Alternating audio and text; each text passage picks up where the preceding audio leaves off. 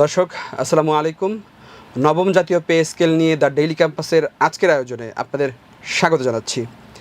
আজকে আমরা আলোচনা করব নবম পে স্কেল নিয়ে যে অনিশ্চয়তা তৈরি হয়েছে, আসলে কতটুকু বেতন বৃদ্ধি পাবে, কীভাবে বেতন বৃদ্ধি পাবে, যদি 50% বেতন বৃদ্ধি পায় তাহলে অন্যান্য যে সুযোগ সুবিধা রয়েছে সেগুলো সরকার কীভাবে বাস্তবায়ন করবে, এবং সর্বোপরি সরকারি কর্মকর্তা কর্মচারী যে 22 লাখ সদস্যের পরিবার রয়েছে তারা আসলে উপকৃত হবেন নাকি তাদের ক্ষতিটাই বেশি হবে, সেই বিষয়ে আমরা আলোচনা করব। এই বিষয়ে আজ আলোচনা করতে আমাদের স্টুডিওতে যুক্ত হয়েছেন আপনাদের খুবই পরিচিত মুখ, বাংলাদেশ সরকারি কর্মকর্তা কর্মচারী কল্যাণ সমিতির আহ্বায়ক আব্দুল মালেক ভাই। আপনাকে দ্য ডেইলি ক্যাম্পাসের স্টুডিওতে স্বাগত জানাচ্ছি। ধন্যবাদ দ্য ডেইলি ক্যাম্পাস স্টুডিওতে আমন্ত্রণ জানানোর জন্য। মালেক ভাই, প্রথমেই আপনার কাছে জানতে চাই যে আজকে তারিখটা যদি আমরা হিসাব করি তাহলে আজকে হচ্ছে 2 জুন, খুব সম্ভবত 6 জুন 2026-27 অর্থ বছরের যে বাজেট সেটি হয়তো জানা যেতে পারে। এরপরে 11 জুন সেটি সরকারের পক্ষ থেকে আনুষ্ঠানিকভাবে ঘোষণা করা হবে, জাতীয় সংসদে বাজেট উত্থাপন করা হবে। তো আসলে এই যে অল্প কিছুদিন বাকি আছে, 4 দিন এবং 9 দিন, এরপরও তো আসলে সরকারের পক্ষ থেকে আপনারা আনুষ্ঠানিকভাবে কোনো ঘোষণা এখনো পাননি যে আসলে কতটুকু বেতন আপনাদের বৃদ্ধি পাবে, বেতন শুধু মূল বেতনই বৃদ্ধি পাবে নাকি অন্যান্য শুধু সুবিধাও বৃদ্ধি পাবে, সেই বিষয়ে এখন পর্যন্ত আনুষ্ঠানিক কোনো বিবৃতি আসেনি। এর ফলে একটা অনিশ্চয়তা দেখা দিয়েছে। আসলে এই বিষয়টিকে আপনারা সরকারি কর্মকর্তা কর্মচারীরা কিভাবে দেখছেন, একটু সে বিষয়ে জানতে চাই। ধন্যবাদ আজকে এই সমসাময়িক বিষয়টা নিয়ে আলোচনায় আসার জন্য। আমি একটু ব্যাকের দিকে যাচ্ছি যে আমাদের যে সংগঠনটা বাংলাদেশ সরকারি কর্মকর্তা কর্মচারী কল্যাণ সমিতি, আপনারা শুরুতেই আমাদের সাথে ছিলেন। আমাদের পদযাত্রা শুরু হয় ডিসেম্বরের শেষের দিকে এবং আমরা ফেব্রুয়ারির 6 তারিখে লাস্ট অন্তর্বর্তীকালীন সরকারের সময় আমরা লাস্ট একটা সম্মিলিতভাবে একটা প্রোগ্রাম করেছিলাম, যেখানে কয়েক লক্ষ কর্মচারী উপস্থিত ছিল। তার পরবর্তী থেকেই শহীদ মিনারে সেদিন আপনার ইতিহাস সৃষ্টি হয়েছিল।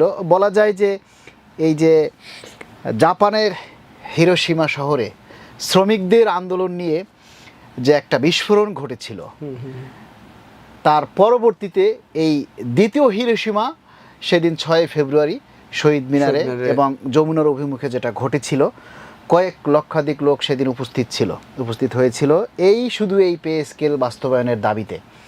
কিন্তু তারপরও আমাদের সেই সোনার হরিণ, সেই স্বপ্নের পে স্কেল আজও আমরা আলোর মুখ দেখতে পাইনি, আজও আমরা সেটার বাস্তবায়ন আমরা বাস্তবে দেখিনি।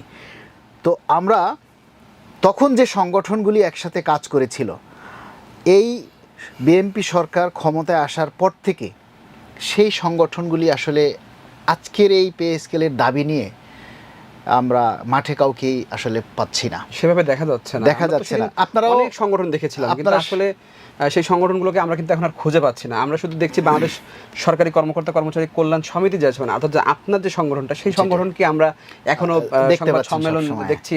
আপনারা কিছু থেকে মানববন্ধনও করেছিলেন, এরকম দেশের বিভিন্ন জায়গায় আপনারা কর্মসূচি পালন করছেন, সেটা আমরা দেখছি। সেটাই বলছিলাম যে প্রায় 200-র মতো সংগঠন কিন্তু পে কমিশনে মত বিনিময় সভায় অংশ নিয়েছিল। আর আজকে যখন একটা একেবারে কমপ্লিট নির্বাচিত সরকার ক্ষমতায় এসেছে, তখন কর্মচারীদের সেই দাবি নিয়ে কথা বলার মতো কোনো সংগঠন নেই, কোনো নেতা নেই। আজকে আমরা দেখেন কল্যাণ সমিতির সারা দেশের 22 লক্ষ কর্মচারীদের কল্যাণে আমরা কাজ করে যাচ্ছি এবং আপনারা আমাদের সাথে সবসময়ই ছিলেন, এজন্য কৃতজ্ঞতাও প্রকাশ করছি। আপনারা জানেন যে আমরা চট্টগ্রামে, মানিকগঞ্জ, তারপরে খুলনা, পটুয়াখালী, বিভিন্ন জায়গায় এই পে স্কেল বাস্তবায়নের জন্যই আমরা কিন্তু সমাবেশ করে আসছি। লাস্ট যে প্রোগ্রামটা আমরা 17ই মে করেছিলাম আপনার এই যে প্রেস ক্লাবে, এবং আমরা কালো কাপড় মুখে বেঁধে আমরা একটা মৌন মিছিলও করেছিলাম। এবং আমরা একাধিকবার মাননীয় প্রধানমন্ত্রীর কাছে আমাদের এই পে স্কেল বাস্তবায়নের জন্য স্মারকলিপি দিয়েছি। প্রতিটা জেলা থেকে স্মারকলিপি দেওয়া হয়েছে। মাননীয় প্রধানমন্ত্রীর সাথে সাক্ষাতের জন্য আমরা আবেদন চেয়েছিলাম, বারবার বলার পরও আমরা সেই সাক্ষাতের সুযোগটা আসলে আমরা পাইনি।